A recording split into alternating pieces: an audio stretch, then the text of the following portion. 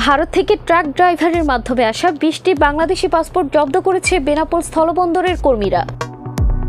বৃহস্পতিবার রাত 9:30টার দিকে ভারত থেকে একটি ট্রাক বাংলাদেশের কার্গো ভেহিকল টার্মিনালে প্রবেশ করলে চালক বোচারাম প্রামাণিকের ব্যাগ তল্লাশি করে 20টি বাংলাদেশি পাসপোর্ট পাওয়া যায়, যার প্রত্যেকটি পাসপোর্টে সাইবেরিয়া ভিসা লাগানো। ভারতীয় ট্রাক চালক বোচারাম প্রামাণিক ভারতের উত্তর 24 পরগনা জেলার বনগাঁও থানার কালাপুর বেলের মাঠ গ্রামের জ্যেষ্ঠ প্রামাণিকের ছেলে। বেনাপোল স্থলবন্দরের নিরাপত্তায় নিয়োজিত আনসার ব্যাটালিয়নদের প্লাটুন কমান্ডার হেলাল উদ্দিন বলেন, তাদের কাছে খবর আসে ভারত থেকে একটি ট্রাক চালকের মাধ্যমে কিছু বাংলাদেশি পাসপোর্ট আসবে। সেই মোতাবেক আমরা ভারত থেকে আসা সব ট্রাক তল্লাশি করতে থাকি। এক পর্যায়ে ওই চালকের ব্যাগ থেকে পাসপোর্টগুলি উদ্ধার করা হয়।